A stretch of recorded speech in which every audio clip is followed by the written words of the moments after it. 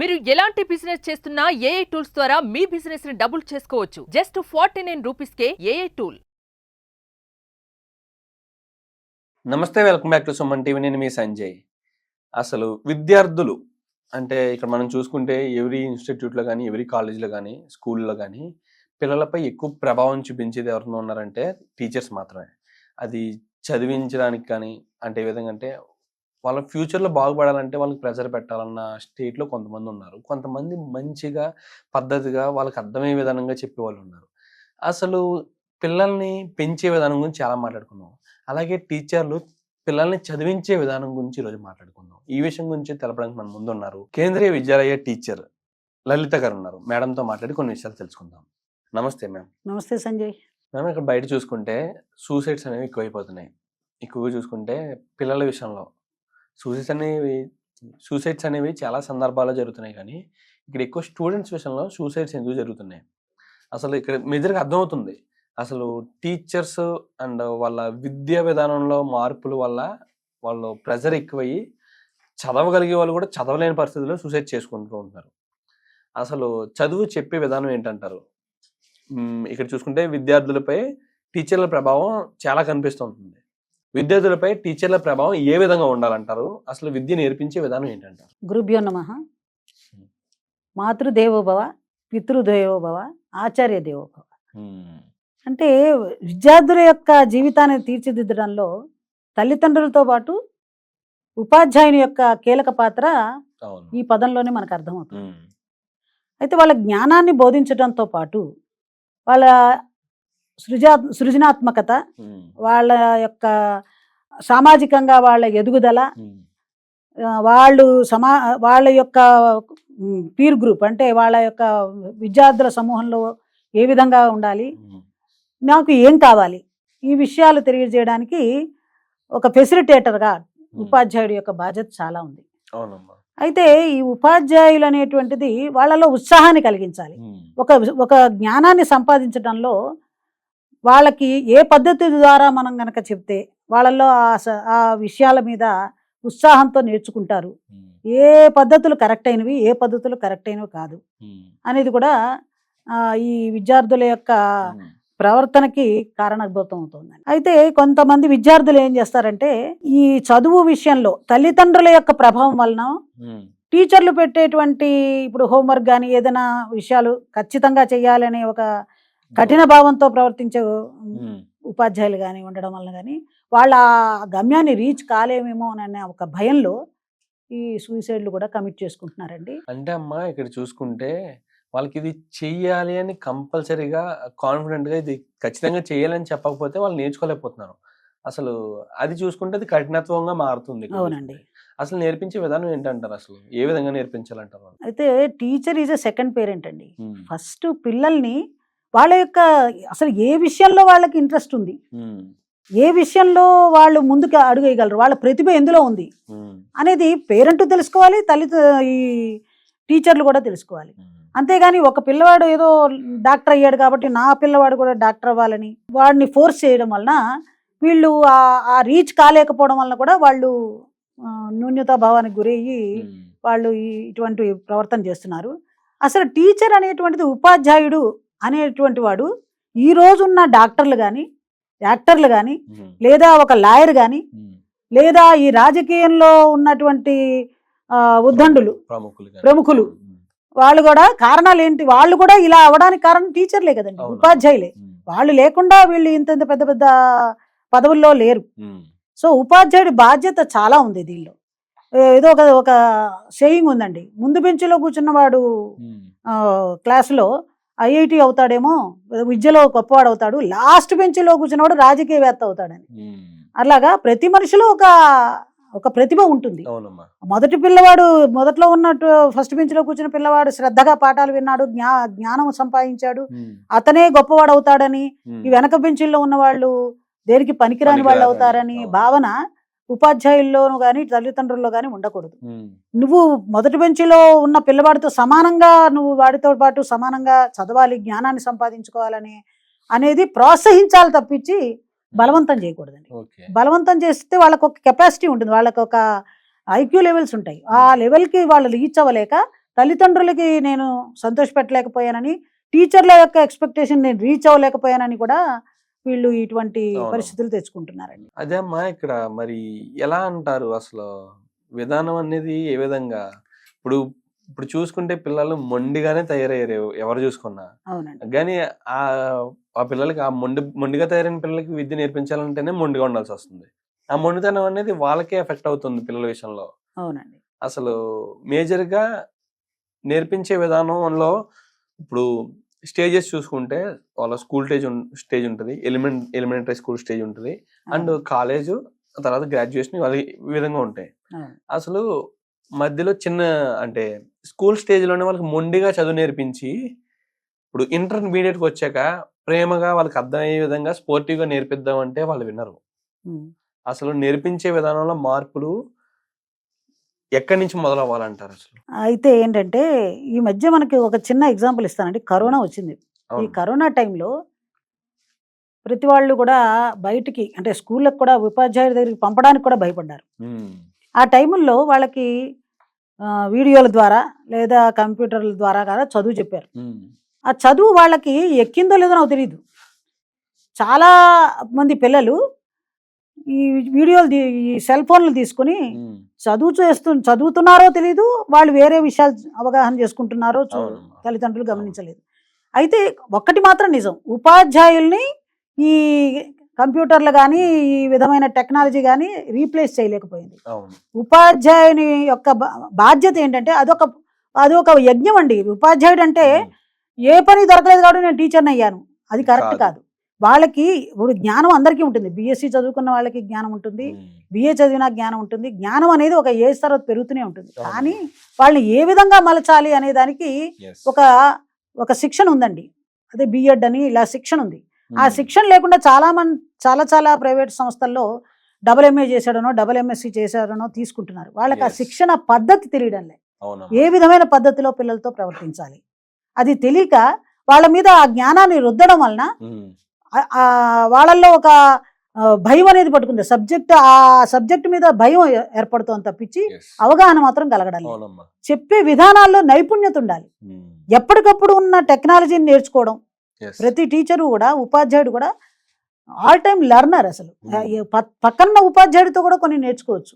పిల్లల దగ్గర నుంచి కూడా కొన్నిసార్లు నేర్చుకుంటూ ఉంటాం. ఉమ్. ఈ నేర్చుకోవాలనే గుణం, వాళ్ళు చెప్పే విషయాల్ని వాడు ఏం చెప్తున్నాడు అని వినేటువంటి ఓపిక ఉండాలి, ప్రేమతత్వం ఉండాలి. Teacher is not only A teacher. ఆయన ఏమిటంటే ఆవిడ ఒక పోలీసు, ఒక డాక్టర్, ఒక తల్లి, Yes. ఒక తండ్రి, ఇన్ని బాధ్యతలు ఉన్నాయండి టీచర్లు. ఉమ్. టీచర్ అనగానే ఏదో నేను జ్ఞానాన్ని బోధించాను, బోర్డు మీద రాశాను, పేపర్లు దిద్దాను, నీకు ఇన్ని మార్కులు వచ్చాయి, ఉమ్. నువ్వు ఇలాగా చదవాలిరా అలా చదవాలిరా అనడం కాదండి. ఉమ్. వాడు రేపు పొద్దున సమాజంలో బతకడానికి మార్గదర్శకత్వం కూడా చేయాల్సిన అవును. బాధ్యత ఉంది. ఎందుకు నర్స్ అన్నానంటే ఈరోజు సడన్గా క్లాసులో ఒక పిల్లాడు ఆరోగ్యం బాగాలేదు.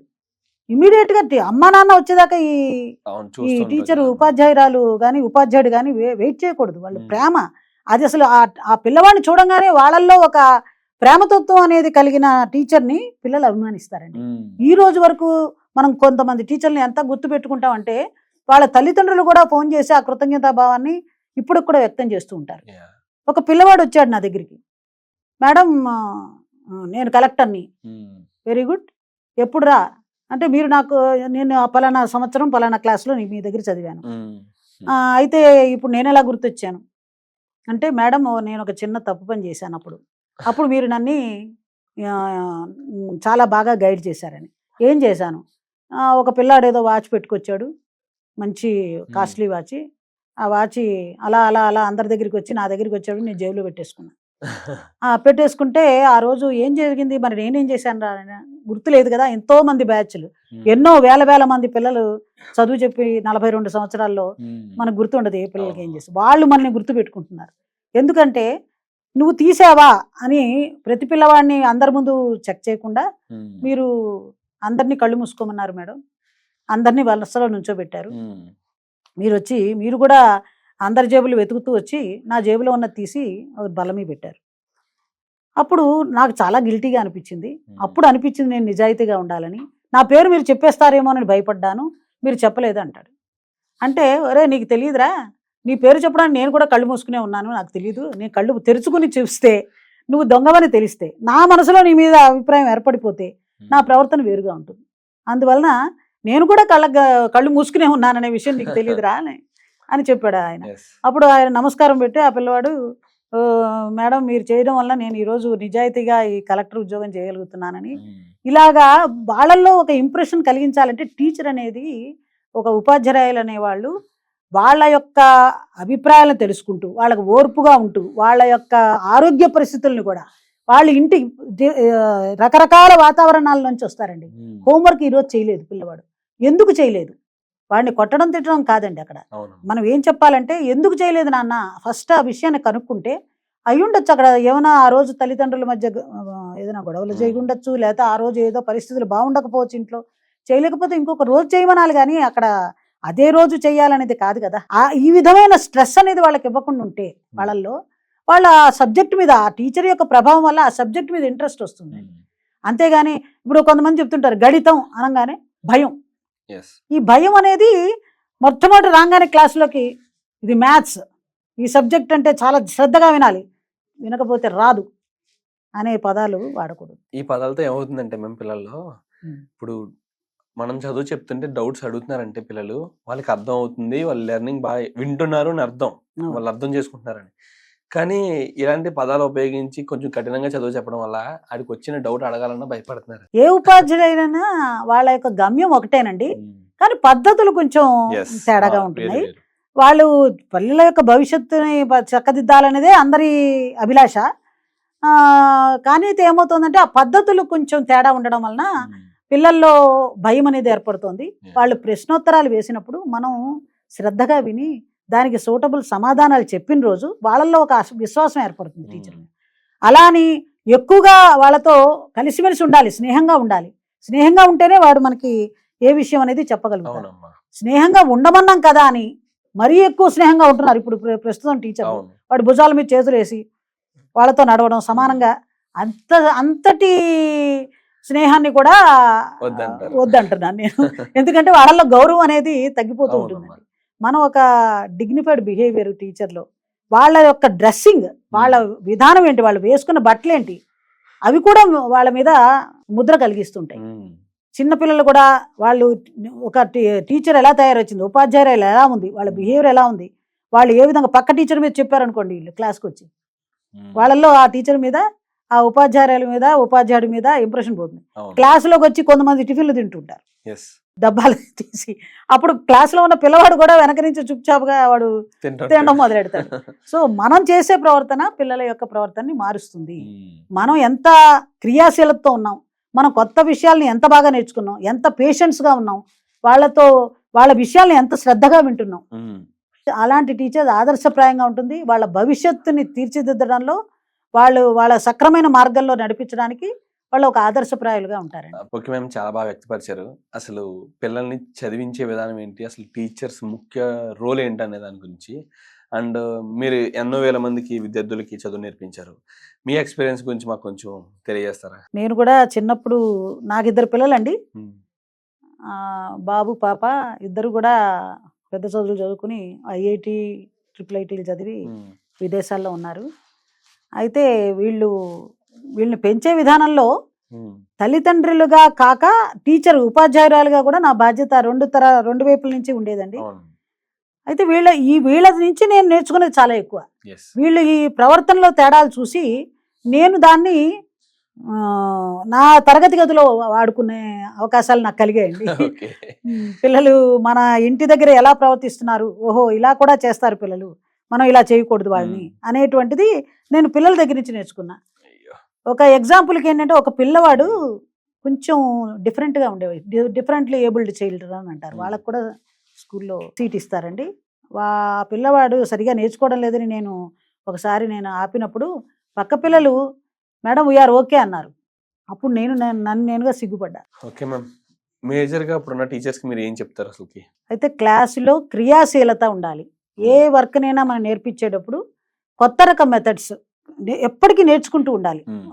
ఒక ఉపాధ్యాయులు నేను ఏదో డిగ్రీ చేసేసాను, నాది పని అయిపోయిందని కాదు, కొత్త కొత్త పద్ధతుల ద్వారా ఏ విధంగా వాళ్ళకి ఈజీ వేలో నేర్పచ్చు అనేది ఒకటి. అసలు పిల్లలతో బయాస్గా ఉండకూడదు. ఒక టీచర్ వచ్చిందంటే వాళ్ళు ముందే చెప్పేస్తారు, మేడం మీరు పలానా పిల్లాడంటే మీకు చాలా ఇష్టం అని. ఆ భావాన్ని వాళ్ళలో కలిగించకుండా ఉండాలి. తల్లిదండ్రులతో కూడా వీళ్ళతో ర్యాపోలో ఉండాలి. వాళ్ళతోటి మనం కలిసిమెలిసి ఉండి వాళ్ళతోటి మనం వాళ్ళ అభిప్రాయాలు వాళ్ళకి చెప్పడం, వాళ్ళ అభిప్రాయాలు మనం తీసుకోవడం అనేది ఉండాలి. ఎనీ టైం వాళ్ళకి అవైలబుల్గా ఉండాలి. ఇప్పుడు ఒక పిల్లవాడు ఏదైనా క్వశ్చన్ వేయాలంటే స్కూలు తరగతి గది మాత్రమే కాదు, ఇంటి దగ్గర ఉన్నప్పుడు కూడా నేను నా నెంబర్ ఇచ్చి మీకేమైనా ఒక ప్రశ్నలు ఉంటే రాత్రి 10 అయినా 11 అయినా ఆ మెసేజ్ రాగానే లేచి మనం వాటికి సమాధానం చెప్పగల స్థితిలో ఉండాలి. అంతేకాకుండా వాళ్ళ మీద ప్రేమ భావాన్ని ఒక్కొక్కసారి పోలీసుగా, కొన్నిసార్లు క్రమశిక్షణ పెట్టడంలో పోలీసు కూడా అవ్వచ్చండి, కానీ అలా అని బాధమని కాదు. వాళ్ళని కొంచెం కఠినమైన పదాలు ఉపయోగించి వాళ్ళ బాధ్యత వాళ్ళని యొక్క బాగు చేయడం గురించి మనం కొన్నిసార్లు వాడవలసి వస్తుంది. కానీ వాళ్ళ ప్రయోజనం కోసమే వాడాలి. అది పేషెన్స్ ఉండాలి, ఎంపతి ఉండాలండి వాళ్ళ మీద. వాళ్ళ యొక్క మార్గదర్శకానికి సరైన దారిని చూపించాలి. ఇప్పుడు ప్లేవే మెథడ్స్ చాలా ఉంటున్నాయండి. మనం పాఠం చెప్పేటప్పుడు కానీ వాడికి నేర్పే విధానంలో కానీ మంచి మంచి విధానాలు చాలా వస్తున్నాయి. ఆ కొత్త విధానాలని నేర్చుకుంటూ వాళ్ళని మంచి టీచర్లుగా, మార్గదర్శకులుగా, వాళ్ళ యొక్క ప్రగతిని, వాళ్ళ యొక్క భవిష్యత్తుని తీర్చిదిద్దే రోల్ మోడల్స్గా ఉండాలని నేను ప్రతి టీచర్ని ప్రార్థిస్తాను. మీరు చెప్పిన దాన్ని బట్టి చూసుకుంటే టీచర్ అనేవాళ్ళు న్యూట్రల్గా ఉండాలి. పిల్లలు తప్పు చేస్తే టీచర్ చూసి భయపడాలి. చదువు విషయంలో దగ్గరికి వచ్చి డౌట్స్ అడిగేలా ఉండాలి. అవునండి. మొత్తం మీద ప్రతి ఒక్కరికి టీచర్ అనేవాళ్ళు సమానంగా ఉండాలి. క్లాస్లో ప్రతి ఒక్కరికి అవునండి ఒకే భావంతో ఉండాలి, ప్రేమగా ఉండాలి. తల్లిదండ్రులతో ఎంత దగ్గరతనం ఉందో టీచర్ తో కూడా అంతే దగ్గరతనం, అవైలబుల్ గా కూడా ఉండాలి. Thank you ma'am, thank you very much. నమస్తే అండి.